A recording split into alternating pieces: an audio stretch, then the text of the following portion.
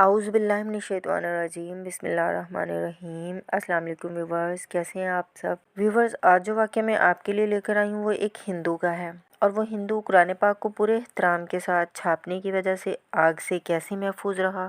یہ جاننے کے لیے ویڈیو کو شروع سے آخر تک ضرور سنیں۔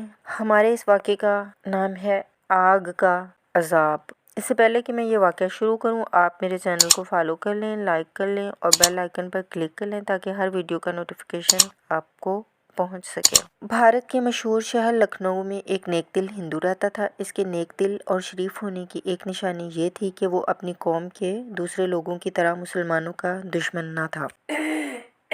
اس ہندو کا بہت بڑا چھاپا خانہ تھا جس میں وہ کتابیں چھاپتا تھا، اور مزے کی بات یہ ہے کہ وہ زیادہ تر کتابیں ایسی چھاپتا تھا جن کا تعلق مسلمانوں اور دین اسلام سے تھا۔ لکھنؤ کا یہ ہندو تاجر اپنی کتابیں پورے ملک میں فروخت کرتا اور خوب نفع کماتا۔ ویسے اس کی کتابیں مسلمان خریدتے تھے۔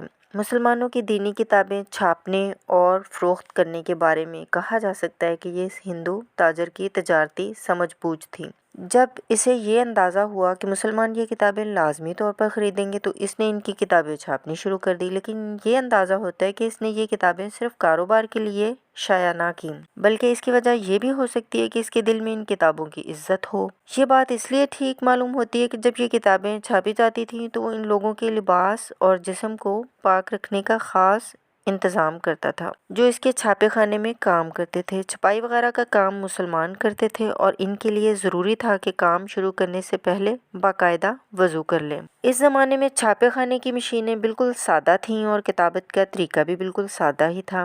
پیلے رنگ کے خاص کاغذ پر خاص قسم کی روشنائی سے کتابت کی جاتی تھی اور پھر ان کاغذوں کو پتھر کی سلوں پر جما کر ان کا عکس لے لیا جاتا تھا۔ جب کوئی چیز چھپ جاتی تو پتھر کی سلوں کو دھو کر لفظ مٹا دیے جاتے تھے اور ان سلوں پر نئے کاغذ جما کر نئی چیزیں چھاپی جاتی تھیں۔ اس سلسلے میں اس نیک دل ہندو نے یہ انتظام کیا تھا کہ قرآن مجید اور دوسری دینی کتابوں کی چھپائی کی نگرانی کے لیے اونچے درجے کے مسلمان عالم مقرر کیے تھے۔ جب کتابت کا کام مکمل ہو جاتا تو یہ عالم اسے بہت غور سے پڑھتے تھے۔ کوئی غلطی نظر آتی تو اسے ٹھیک کراتے، اور جب اطمینان ہو جاتا کہ ہر صفحے کی عبارت بالکل ٹھیک ہے تو یہ لکھ کر اپنے دستخط کر دیتے تھے کہ کتابت بالکل ٹھیک ہے، کتاب چھاپ دی جائے۔ کسی بڑے عالم کے دستخط کے بغیر کوئی دینی کتاب نہ چھاپی جاتی تھی۔ اس بہت ضروری اور خاص کام کے لیے جو عالم مقرر کیے گئے تھے ان میں مولوی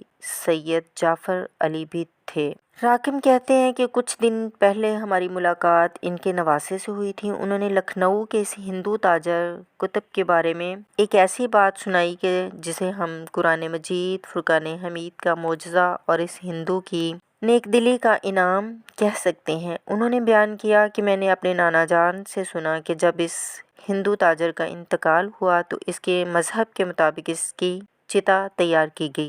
جب اس ہندو تاجر کی چتا تیار ہو گئی اور اس کی لاش کو اس پر رکھ دیا گیا تو اس کا بڑا بیٹا چتا کو آگ لگانے کے لیے آگے بڑھا اور قاعدے کے مطابق آگ لگائی۔ گھی بھی اسی طرح فوراً آگ پکڑ لیتا ہے جس طرح تیل چتا دھڑا دھڑ جلنے لگتی ہے، اور لکڑیوں کے ساتھ لاش بھی جل کر راکھ کا ڈھیر بن جاتی ہے۔ لیکن جب اس ہندو کی چتا کو آگ لگائی گئی تو کئی بار کی کوشش کے باوجود لکڑیوں نے آگ نہ پکڑی، لاش جلنے سے بالکل محفوظ رہی۔ یہ ایک نرالا واقعہ تھا جو سب نے دیکھا۔ لوگ حیران تھے کہ لکڑیاں جلتی کیوں نہیں۔ جب سب اپنی سی کوشش کر کے تھک گئے تو پنڈتوں نے فیصلہ کیا کہ لاش کو دریائے گومتی میں بہا دیا جائے۔ چنانچہ ایسے ہی کیا گیا اور اس نیک دل ہندو کی لاش آگ کے عذاب سے بچ گئی۔ اس وقت جو لوگ وہاں موجود تھے انہوں نے تو معلوم نہیں کیا سمجھا ہوگا، لیکن حقیقت یہ ہے کہ اس ہندو کو یہ برکت قرآن مجید اور دین اسلام کی کتابوں کا ادب کرنے کی وجہ سے ملی تھی۔